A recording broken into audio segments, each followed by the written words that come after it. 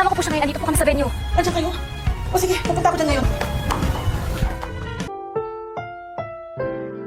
Ang susunod na programa ay rated PG. Ito ay nangangailangan ng patnubay at gabay ng magulang para sa mga batang manonood.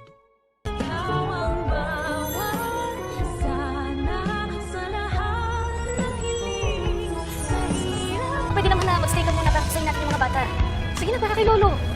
Habang nag-aabang ang lahat sa tuluyang paggising ni Lolo Pepe upang mapirmahan niya na ang last will and testament, ay abala naman itong si Giselle sa pakikipagpatintero at pakikipaghabulan sa kanyang anak na si Justin, na sa kasamang palad ay mababalitaan pa nga ni Giselle sa kanyang kapatid na si Obeng na si Justin ay papunta na palang Amerika at balak nga ni Eric na hindi na sila muling bumalik ng Pilipinas. Kaya naman sisisihin ni Giselle si Robert kung bakit daw hindi nito sinabi na babalik na pala ng Amerika ang kanyang anak. Wala daw siyang kaalam-alam kaya naman hindi niya matanggap ito. Pero ayon kay Robert ay masakit man, tanggapin na lang ni Giselle na ayaw talaga siyang makita ng kanyang anak. At parang pinapahiwatig ni Robert kay Giselle na mag-move on na lang ito. Pero hindi papayag si Giselle dahil hindi niya kaya. Pero sa kalagitnaan ng kanilang pagtatalong magkapatid ay biglang tatawag itong si Annalyn kay Giselle upang ipaalam dito na mag-uumpisa na ang children's party na taon-taong ino-organize ni Lolo Pepe sa mga bata. Parang tinatamad pa nga si Giselle na pumunta dahil wala naman doon ang kanyang anak. Pero biglang mabubuhayan si Giselle nang sabihin ni Annalyn